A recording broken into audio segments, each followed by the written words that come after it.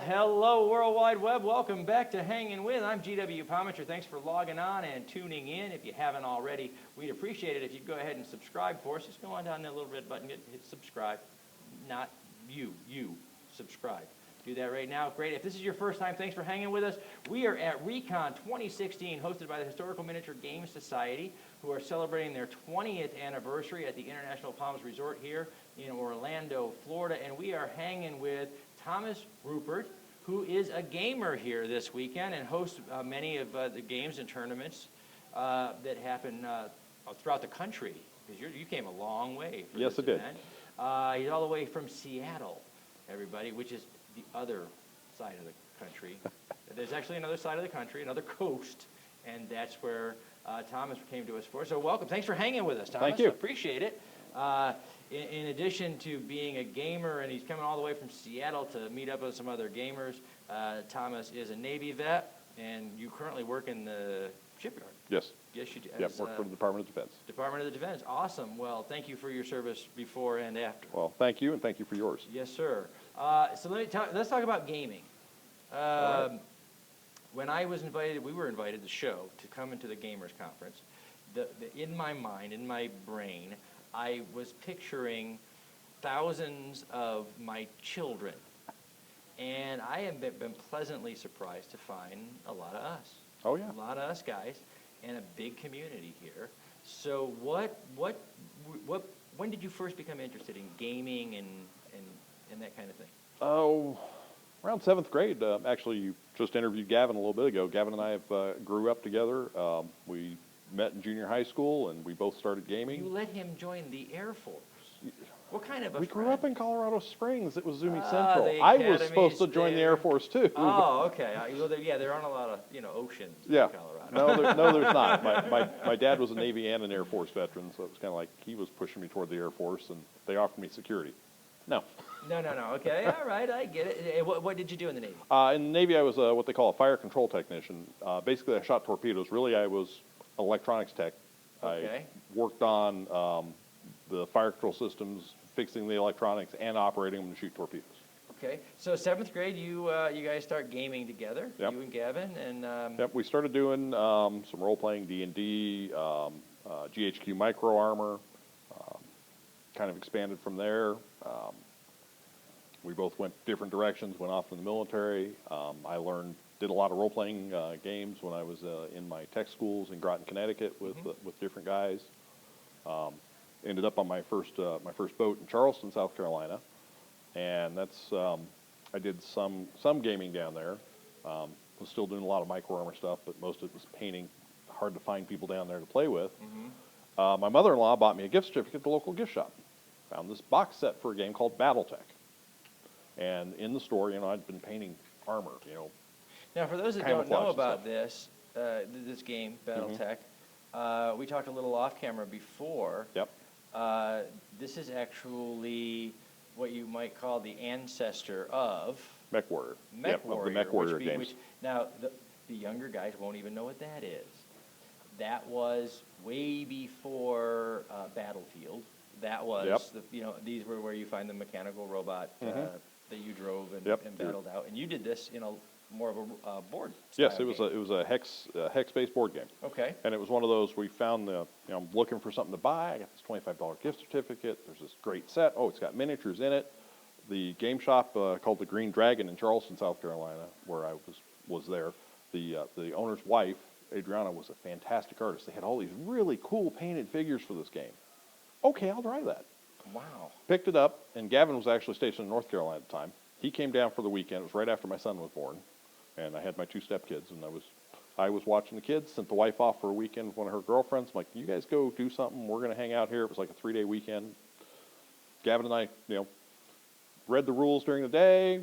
Took care of the kids and all. Kids went to bed. We sat up. We must have played till about 2 o'clock in the morning. We were both hooked, and I've continued. Gavin's kind of gotten out of BattleTech, but he's got a very large variety of stuff. Yeah, he talked to us a little about some of the Napoleonic and historical games that he's played, and you said you're kind of more of a science fiction fantasy game player. Yep, I do a lot more. I'm doing some aviation type games, but yeah, I mostly have I've gotten really big into BattleTech. I've got a huge collection. I've got a group that I play with up in Bremerton, Washington. And then X-Wing came out 3 years ago. Yep. From Fantasy Flight Games, and I was 11 years old when Star Wars came out.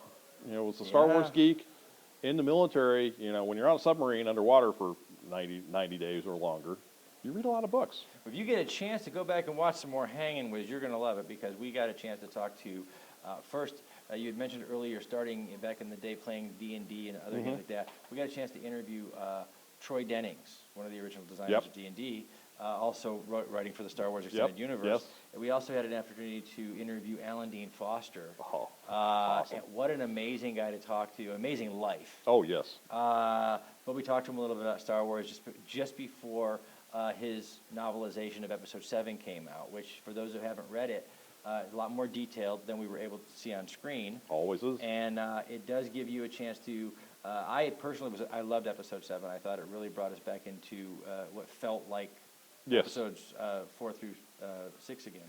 Yes. And it really did. And I'm not one of the guys, I don't knock episodes 1 through 3, because I know that when Episode 4 came out, I was 7 years old.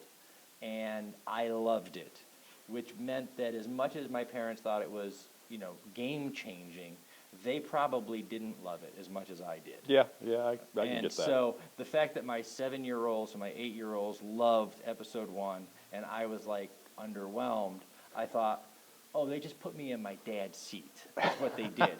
And I'm okay with that. But I thought, because Star Wars Episode 4 was such a game changer, and it brought adults to the genre for the first time, it was important when we did Episode 7 to keep us, to bring in our kids, but now to do it, to bring in our kids who did Episodes 1 through 3 and us, and bridge that gap. And I think Episode 7 did a good job. I think it did. But the novelization does it even better. Yeah, I haven't downloaded and read the novel yet. I got to do that. It's amazing. What is your, well, you had said earlier that you have some favorites. What's your favorite game to play? What do you enjoy right now? the I most? think it's X-Wing. Really? Yep. Now, X-Wing, we were talking about this at the table last night, and you were telling us, X-Wing has continued to expand as the universe has expanded. Yes, it has. So you're adding ships and you're adding factions. Yep, adding ships, adding factions, adding pilots for ships. And we're going to have some new folks coming on board, smaller factions within the Rebellion next year, because when I understand as Rogue One comes out, it's going to introduce us to some of the elements within the Rebellion that we've never seen before. Yeah, that should make it really interesting. It really should, because a Rebellion has, especially here where we're seeing so many historical role games, we find out rebellions don't just, it's not just the rebels versus the proverbial bad guys or the empires, but the rebels often come in multiple factions of their own. They don't always agree, so that'll be an interesting dynamic to see. So you like science fiction, you like gameplay, and so we like, this is the favorite part. We love to have a little bit of a pop culture discussion while we're here. Okay. We're on YouTube, and my kids tell me that the kids on YouTube, they're us younger, and they're even better geeks than we are. My son would agree with that. So we've got some questions. The girls literally randomly grab a deck of cards back there that we've pre-done and throw out pop culture questions, and I'm supposed to try to stump you. Favorite starship captain?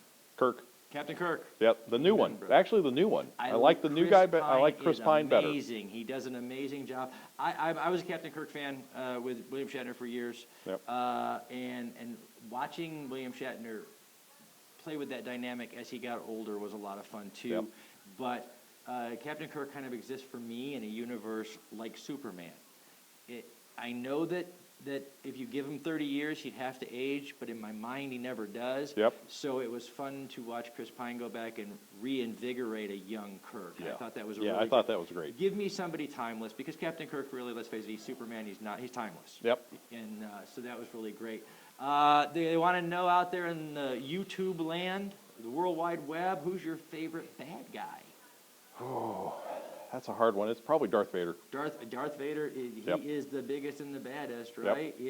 Back behind the scenes here, Gavin says he's your favorite bad guy. Sometimes. Sometimes, okay, sometimes he can be the favorite bad guy. All right, so, gaming, I have watched my kids do board gaming. and I know that gaming can take lots and lots of time. You could be up all night long. Oh, yeah. With the right group gaming through the night. So what is the ultimate midnight snack when you're gaming, man? Nachos. Nachos. Yep. Nachos, something you can share with the crowd, or Yep. are you just go? Oh, no, Okay. I share with the crowd. Yeah. Yes, yeah. I do. All right, that's great. Well, we got I love some it. I got my own got peanut some gallery other back here. great pop culture things coming up down the road, though. Real quick, we're gonna get you to weigh in on some big philosophical debates happening in the world today. Batman or Superman? You know, I haven't seen the movie. I haven't wanted to. You haven't wanted No, to? I'm like, It didn't draw you no, in. that one didn't draw me in. I'm like, Yeah? it's like, You know, I can't do it. I've been a DC guy forever, I think, because Superman is the ultimate superhero. Mm-hmm. I love to watch what filmmakers do to give him weakness. Yep. You know, you're basically taking someone without weakness and giving, you know, whether it's Lois Lane, whether it's Kryptonite, whether Mhm. I love to watch them do that. I haven't been a super fan of the Man of Steel variation on Superman. Yeah, no. Not a super fan of it. I'm not knocking it because it's a whole new generation, and I know I grew up with Christopher Reeves, and it's awful hard to top. Oh, it, you know? most definitely. And I just haven't got in. I'm can't- exactly yeah. it. I've gone more to the Iron Man, Avengers. Team Iron Man, Team Yep. Cap. That's a tough one, but I think it's still Team Iron Man. Still Team Iron Man? Yep, love the Yeah. gadgetry. I'm a Team Cap guy, an old soldier, and we stick together, right? Yep. So, but yeah, that's going to be fun. I Oh, love yeah. I loved the first comic books I ever got involved in was not until I was in my 40s, and my son loved comics, and he introduced me to comics through Civil War, through the Yep. graphic novel, and I loved it. I thought it was amazing, and the stories were more in depth than I had imagined in my mind that they would be. And when the movie got ready to come out, I was like, wow, that's going to be amazing. But timeliness, Yeah, how are you going to do that? And so far, I think they've done an amazing. Marvel has Oh yeah, introduced, with the Shield show, and then you've got the tie back to the Agent Carter show. They've done a great job with the timeline. Yeah. We started rewatching Agents of S.H.I.E.L.D. because now that a lot of the movies are out, we went back and are plugging in what we know about the movies in between the episodes now. Yep. And that's a lot of fun. Oh yeah. It's a lot of fun to play with that. And we talked to a gentleman earlier to talk to us about the fact that there are a lot of games that came out of the Marvel Universe Yes, there are. that are kind of obscure now because they came out in the 60s and 70s. Gaming wasn't really big yet. Comics weren't really big yet. And so they're out there and they're floating around. But now that pop culture has really seized both the comic community, the gaming community, it'll be interesting to see where that goes. Yeah, well, it'll be definitely interesting, and I've really recently got back in the comics like last year when they started releasing new Star Wars comics because I'm huge Star Wars geek. I think I learned to read. I read what I thought was George Lucas's Star Wars novelization in '78. Yep. And it turns out it was Alan's. Yep. He ghost wrote it. And then the comics that came up, and remember you used to be able to go and just get it was like a little filler information. Yep. It's like, hey, did you know this happened? Yep, exactly, and they're doing fun. that now with the new comics that Marvel's That's released. amazing. Yep. It really is. So now, in a lot of the games, what games are you playing in here? You're playing Star Wars. We saw that. Yeah, I played Star Wars. I've been playing the Check Your Six series of air combat. I've played both the Jet Age and the World War II version, and then I was just playing Wings of Glory, Wings of War, World War One. So I've been just doing a lot of aviation games this time. That is fantastic. They're telling me we have to wrap it up here, man. But All Thomas, right. thank you for talking. PIGGS. This is actually Gavin's group. It is Panhandle Inter-Genre Gaming Society. Panhandle Inter-Genre Gaming Society. Yep. And you took it to one step further because you're out on the peninsula. On So the it's peninsula, yep, the Kitsap Peninsula. So it's Peninsula Inter-Genre Gaming Society. Yeah, I'm the West Coast branch. So There you go.